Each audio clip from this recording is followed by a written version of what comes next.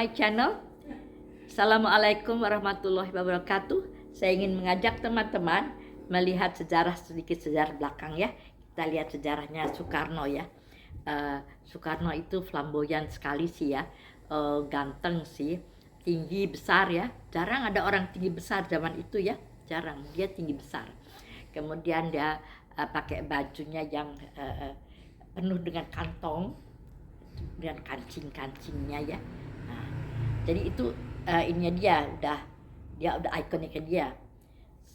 Kalaupun dia pergi misalnya diasingkan ke daerah gitu, diasingkan ke apa namanya oleh Belanda, diasingkan gitu ke tempat yang kecil di Bengkulu di mana, satu hal yang dia minta baju merek dia tahu mereknya. Jadi memang dia harus selalu rapi. Kemudian dia merdeka ya, semua gembira dengan kemerdekaannya. Dia kalau pidato orator di depan Monas itu, lapangan Ikadan namanya, dia ada podium di situ dan dia di situ berpidato. Kemudian dia tunjuk, kemudian dia pidatonya itu di belakang Syahrir udah tulis itu semua pidatonya, karena kalau dia pidato itu kan berarti ini harus dilaksanakan kan. Dia bilang go to hell with your aid kepada Amerika. Ampai waktu itu jadi ada satu nama ya, saya ingat saya Ampai namanya, singkatan apa sih ya, jadi go to hell with your aid Amerika. Dia marah sama Amerika, mungkin dia minta uang nggak dikasih barangkali, jadi go to hell with your aid pada Amerika. Tapi dia dari Rusia dapat uang kan, dia bikin aturan non-blok, jadi tidak ada blok barat, tidak ada blok timur kan. Untuk Rusia satu keuntungan, berarti kamu tidak blok barat ya, Indonesia tidak blok barat, tapi juga Indonesia bilang tidak mau dia blok timur ya, dia non-blok.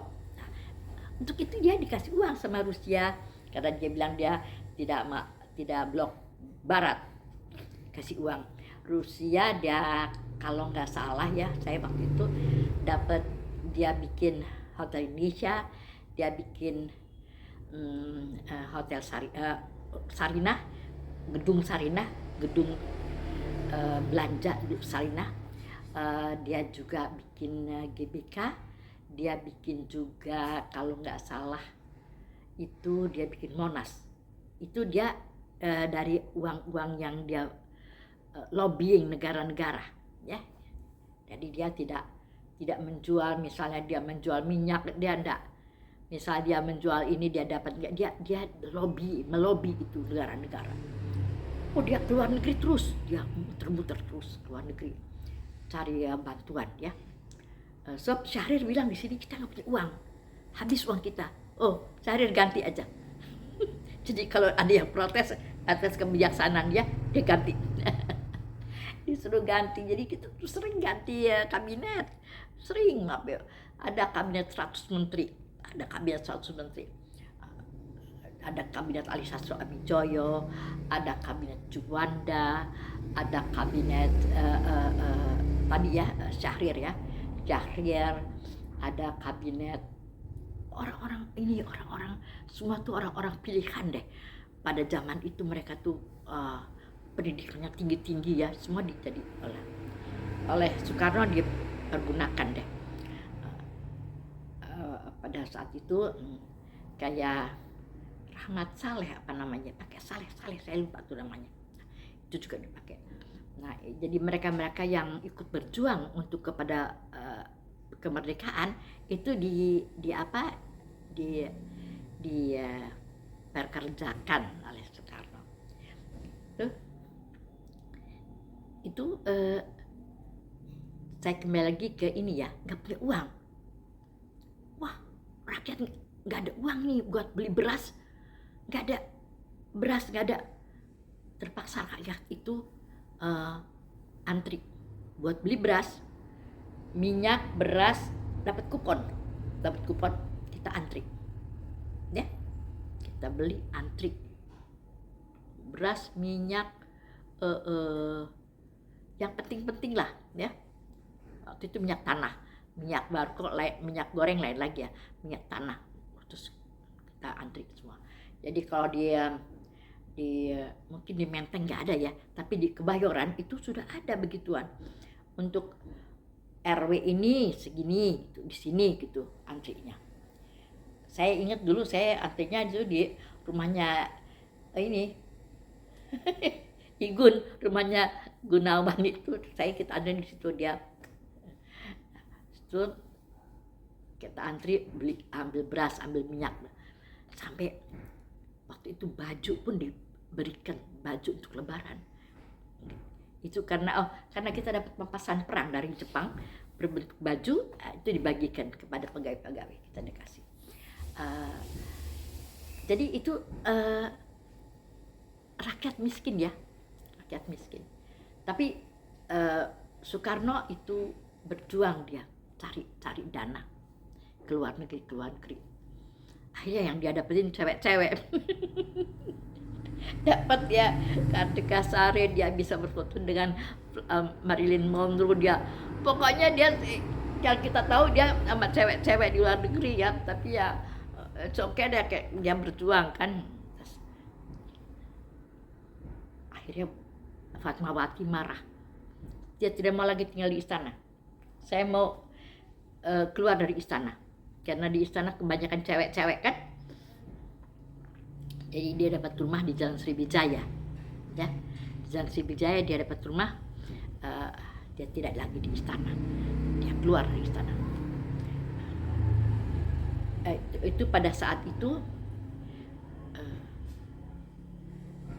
dia selalu bilang kepada rakyatnya aman-aman ya. Dia memang sih apa ya, paling juga ada Kartosuwiryo ya, dia rupanya tidak setuju atau tidak puas atau tidak dapat porsi di kabinetnya Soekarno, maka dia memberontak, dia membuat DITII. Itu benar-benar mengganggu, dan baru bisa diberhentikan itu kelakuannya itu ya oleh Ahmad Yani. Saya kira ada Ahmad Yani yang menyelesaikan DITII, ada juga Soeharto juga kayaknya menyelesaikan DITII di Satria Mandala, begitulah kira-kira. Juga ada PRRI Pernesta kalau nggak salah di Sumatera Barat, yaitu pemberontakan partai ya. Saya juga nggak terlalu mengikuti, tapi ya nggak lama bisa diatasi. Rata-rata sih pergolakan partai. Jadi ada partai PSI, Pak Pasyumi, saya juga nggak tahu deh, lupa lagi tuh. Mereka bergolak lalu minta persatuan atau bagaimana. Akhirnya sih, kalau nggak salah namanya OPM, Organisasi Papua Merdeka. Bukan, juga ada juga. Pernah ada pemilihan umum tahun 1955 dan ada lagunya, pemilihan umum menanti kita, seluruh rakyat bersanduk gembira, hak demokrasi Pancasila, itu ya nyanyiannya tahun 1955. Sudah itu tidak ada lagi pemilihan umum. Jadi dia minta saja kepada MPR untuk mengesahkan dia sebagai Panglima tertinggi, Presiden Republik Indonesia, Panglima tertinggi Presiden seumur hidup. Oke? Dia namanya dia itu. Jadi kita kalau nyebut dia sampai ke Soekarno itu di depannya banyak banget ya. Panglima tertinggi Presiden seumur hidup Soekarno. Kalau dibandingkan sama Soeharto sih, kalau Soeharto bapak ya, kita manggilnya bapak Soeharto. Tapi kalau ini Bung, dia banyak ceweknya, dia banyak apa namanya, istri-istrinya itu banyak. Yang ketika dia meninggal, semua meminta pengakuan. Saya mengklaim saya adalah istrinya, saya ada anaknya. Ini semua begitu. Ada yang saya baru di kawin sekian hari, wah kita sampai bingung loh. Begitu dia meninggal kok banyak sekali cewek-cewek yang mengaku-ngaku, atau betulan mengaku-ngaku, kita nggak tahu. Ya kita sih ya silakan aja ya. Tapi itu akibatnya kalau dia menikah atau bermain cewek. Saban malam itu di istana ada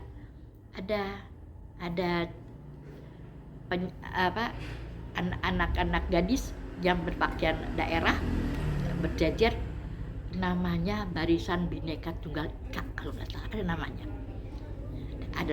Barisan Bhinneka Tunggal Ika. Jadi itu kita saban malam kalau mereka mesti melayani tamu-tamu asing, tamu-tamu asing. Jadi dia anak-anak ini wanita masih muda-muda semua sih, nggak ada yang umur di atas 20, di bawah 20 semuanya. Teman-teman saya, adik saya juga di situ. Dan gimana kamu di sana? Ya kita itu aja, gini aja. Tapi ya karena mereka juga senang gitu ya, jadi kasih didandanin, dihias gitu kan oleh perias-perias, kayak juga senang. Tapi kalau saya tuh nggak senang ya. Jadi kalau ada tamu luar negeri, waktu itu Kennedy kalau nggak salah, ada lagi banyak lah tamu-tamu asing luar negeri. Itu kita di pinggir jalan yang menuju ke istana, karena saya kebetulan rumah sekolah saya juga agak di situ. Saya sekolahnya di Jalan Pos 2, jadi dekat dengan istana. Jadi saben kali kita mesti turun ke jalan mengeluh-elukan tamu presiden yang akan datang. Senang juga sih ngeliatnya. Yang paling tegang itu ketika beliau mencanangkan Nasakom, nasionalis, agama komunis diakui, dan itu rakyat itu semua gelisah karena kita tidak setuju. Tetapi Soekarno menyetujui itu, dan dia memaksakan kehendaknya untuk ada nasionalis, ada agama, dan ada komunis. Nah, itu dari situ kita keadaan menjadi kacau. Satu sama lain saling mencurigai, kemudian kita pun tidak berani berbuka suara, kita diam semuanya, dan ketegangan itu pun berakhir pada tanggal 30 September tahun 65. Diawali dengan dibunuhnya 7 jenderal di tempatnya masing-masing, dan dia masukin di lubang buaya. Itu sangat mengerikan. Itu bukanlah seorang Indonesia. Kita semuanya belas asih, tetapi ini tentu ada unsur-unsur luar yang datang. Itu untuk bisa ditangani oleh Soeharto, dan itu kejatuhan daripada Soekarno. Ya, kita tidak bisa ada waktu berhenti juga orangnya, ada waktu maju, ada waktu berhenti juga. Ya itulah keadaannya. Kekacauan ini diperbaiki atau ditangani atau dihandle oleh Soeharto, dan pada akhirnya semua menteri-menterinya Soekarno pada saat itu seperti Subandrio, seperti itu ditahan di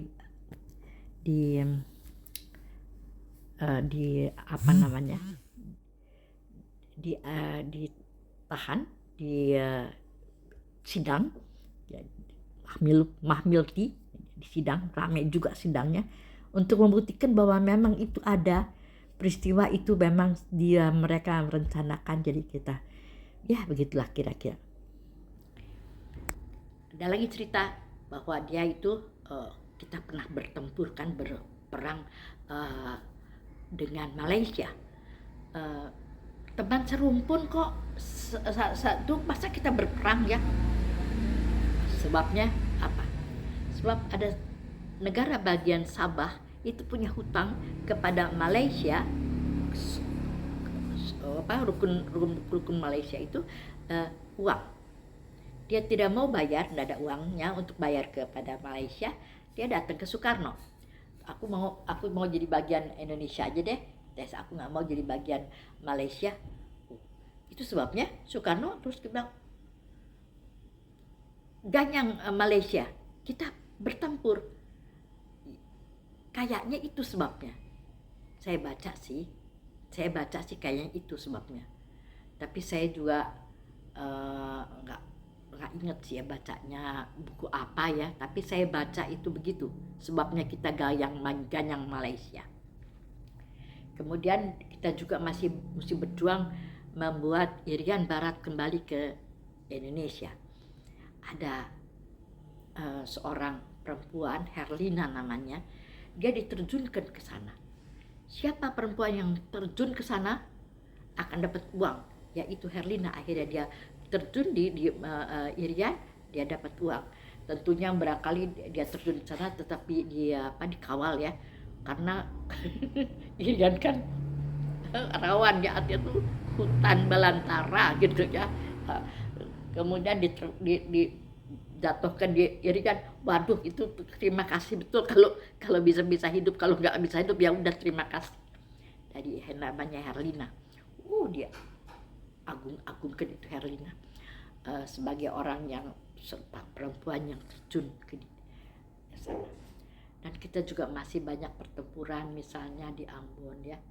Enggak di Ambon, bukan di Ambon ya. Timur barangkali ya. Pokoknya masih di pinggir-pinggir Indonesia itu masih ada pertempuran oleh Bung Karno. Terus orang-orang yang bikin pertempuran itu semua dikembalikan aja ke Belanda. So, mereka itu orang Ambon kayaknya yang menginginkan kemerdekaan Ambon. Jadi orang-orang itu adalah separuhnya peranakan Belanda kan. Jadi siapa peranakan Belanda kirim kembali ke Belanda. Itu Bung Karno. Memang keputusannya itu spektakuler semua sih. Tapi ya kita mesti saya kira sekian saja perjumpaan kita.